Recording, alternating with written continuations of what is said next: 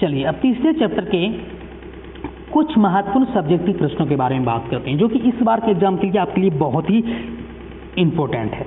देखिए समझिए, आपका पहला प्रश्न इसमें क्या आता है, ये आपका है भारत को, ठीक है, भारत को पहचान सकने वाली दृष्टि की आवश्यकता किनके लिए वांछनीय है और क्यों।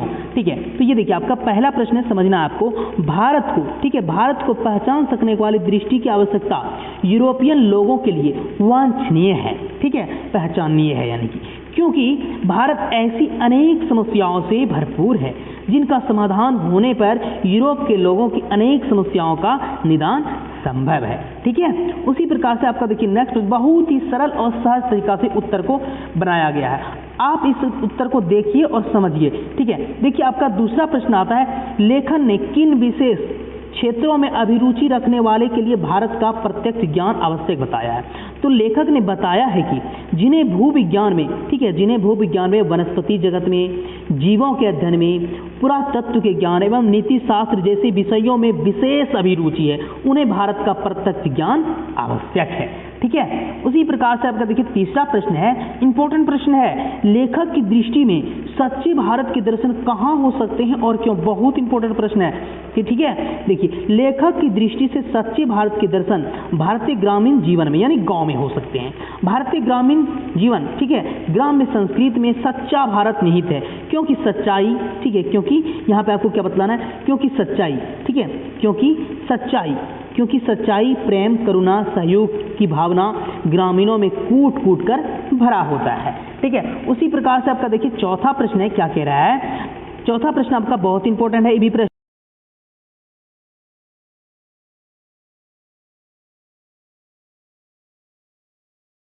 ठीक है, महत्वपूर्ण बतलाया, स्पष्ट करना है। तो देखिए समझिए बात क्या कह रहा है, प्राचीन स्थानीय शासन प्रणाली का पंचायत प्रथा को समझाने का बहुत बड़ा क्षेत्र भारतीय ग्राम पंचायत में विद्यमान है। ठीक है, कहाँ पे विद्यमान है, आपका ग्राम पंचायत में विद्यमान है, जिन लोगों को अत्यंत सरल राजनीतिक इकाइयों के निर्माण के लिए और विकास से, ठीक है, विकास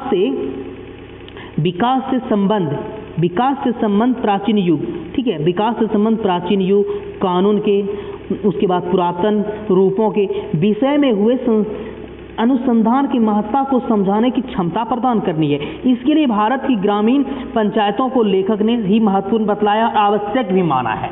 ठीक है, इस तरह से आप भारत के ग्राम पंचायतों के बारे में तर्कपूर्ण या उसके बारे में बतलाने बोले या तर्कपूर्ण अर्थ स्पष्ट करने बोले तो आप इस तरह से इसको लिख सकते हो। ठीक है, देखिए आपका नेक्स्ट प्रश्न आता है, 5 नंबर प्रश्न क्या कह रहा है, लेखक ने वारेन हेस्टिंग्स से संबंधित किस दुर्भाग्यपूर्ण घटना का हवाला दिया है और क्यों दिया है। तो देखिए लेखक ने वारेन हेस्टिंग्स के द्वारा 172 दारिश नामक सोने के सिक्के ईस्ट इंडिया कंपनी के निदेशक मंडल की सेवा में भेजे जाने पर कंपनी के मालिक द्वारा उसका महत्व नहीं समझना एवं मुद्राओं को गला देना दुर्भाग्यपूर्ण घटना कहा है, क्योंकि वह एक धरोहर था, अन्वेष का विषय भी था।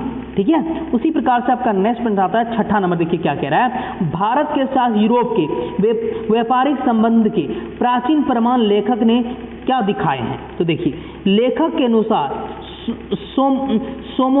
सोलोमन, ठीक है, क्या सोलोमन समय में ही भारत, सीरिया और फिलिस्तीन के मध्य आगमन साधन सुलभ हो चुका था। ठीक है,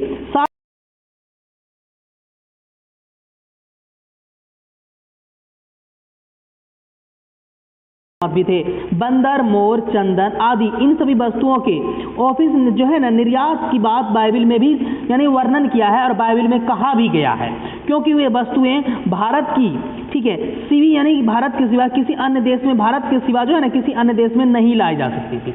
बहुत इंपॉर्टेंट प्रश्न था ये।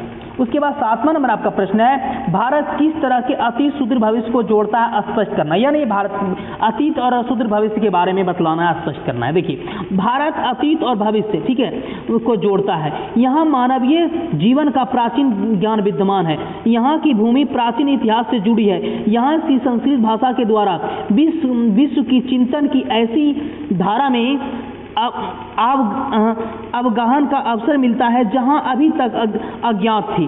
यह बीते हुए काल और आने वाले समय के लिए सेतु के रूप में मान्य है, यानी आने वाले समय के रूप में जो है ना बहुत ही मूल्यवान और महत्वपूर्ण माना गया और अब है भी, ठीक है।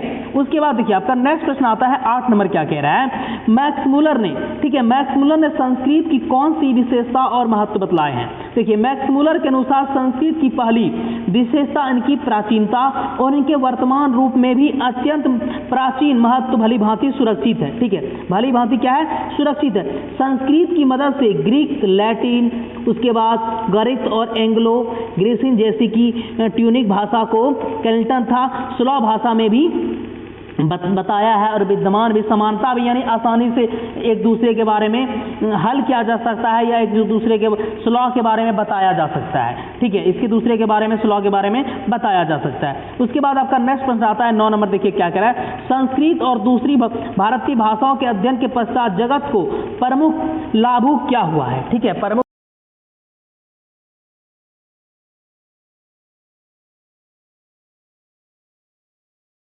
मानव जाति के बारे में पश्चात इसके बारे में जगत के विचार, ठीक है, व्यापार और उदार बने, लाखों करोड़ों, ठीक है, आजीवियों, उसके बाद जो रह रहा था वहाँ पे जाने वाले लोगों को भी अपने परिवार के सदस्य की भांति गले लगाने की संस्कृत से ही विकास हुआ है। इसके अध्ययन से मानव जाति के संपूर्ण इतिहास के बारे में, ठीक है, एक को वास्तविक रूप में प्रकट करके दिखाया है जो कि पहले नहीं हो पाया था। इसके अध्ययन के पश्चात जो है कि यानी बाद में जगत में विश्व के प्राचीन आस्था का भी ज्ञान प्राप्त किया जा सकता है, यानी किया भी जा रहा है, ठीक है। उसके बाद आपका 10वां प्रश्न आता है, देखिए क्या कह रहा है, 10वां प्रश्न आपका, समस्त भूमंडल में सर्व संपदा और प्राकृतिक सौंदर्य से परिपूर्ण देश भारत, लेखक ने ऐसा क्यों कहा है। तो देखिए भारत एक ऐसा देश है जहाँ की आदि, ठीक है, जहाँ मानव मस्तिष्क की उत्कृष्टता उपलब्धता का सर्वप्रथम साक्षात्कार हुआ है। यहाँ मतलब यहाँ जो है कि मानव के मस्तिष्क उत्कृष्ट उपलब्ध साक्षात्कार मतलब दिखाया है। यहाँ के जीवन बड़ी बड़ी समस्याओं के ऐसे समाधान ढूंढ निकाले गए हैं जो कि विश्व के दार्शनिकों के लिए चिंतन का विषय है, यानी उस पर ऐसा यहाँ पे बड़ी बड़ी समस्याओं को भी उसका समाधान ढूंढ के निकाल लिया गया है, जो कि दूसरे देश के लिए, दूसरे दार्शनिकों के लिए चिंतन का विषय मतलब चर्चा करने का विषय है, ठीक है, जहाँ की जीवन को सुखद बनाने के लिए उपयुक्त ज्ञान एवं वातावरण का संदिग्ध मिलता है जो कि भूमंडल में अन्यंत्र नहीं है, ठीक है। उसके बाद देखिए नेक्स्ट प्रश्न आता है, नेक्स्ट प्रश्न आपका 11वां प्रश्न क्या कह रहा है, लेखक ने नया सिकंदर किसे कहा, ऐसा कहना क्या उचित था, लेखक का अभिप्राय आपको बतलाना है, स्पष्ट करना है। देखिए लेखक ने नया सिकंदर भारत को समझने, जानने, उसके संपूर्ण लाभ प्राप्त करने हेतु भारत में आने वाले अवशेषकों यानी नवंतुक यानी अवशेषकों, पर्यटकों और अधिकारियों को कहा था।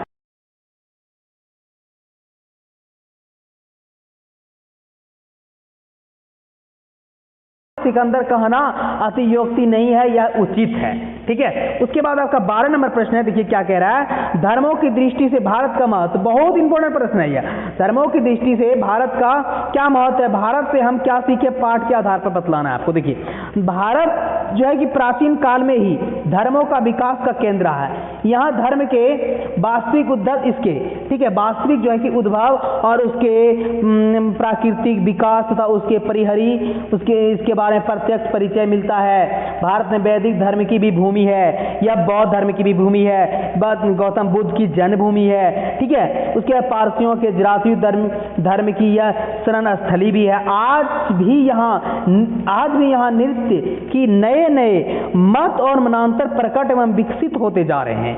इस तरह से भारत धार्मिक क्षेत्रों में विश्व को आलोकित करने वाला एक महत्वपूर्ण देश है, ठीक है। उसके बाद देखिए आपका 13 नंबर प्रश्न है, क्या कह रहा है, लेखक ने नीति कथाओं के क्षेत्र में किस तरह की भारतीय अवदान को रेखांकित किया है, ये बतलाना है आपको। तो लेखक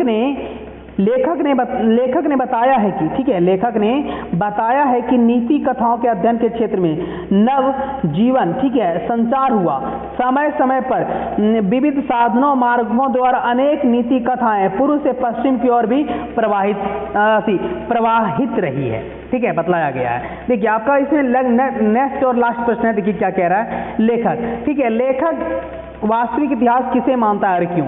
लेखक किसी विषय को भूल उद्यम स्रोत तक पहुंचाने को उसको वास्तविक इतिहास मानता है, ठीक है, क्योंकि वहीं से उस विषय की मौलिकता, उसका विकास तथा उसकी शाखा, उसके प्रशाखाओं था जीवन मूल्य ज्ञात होता है।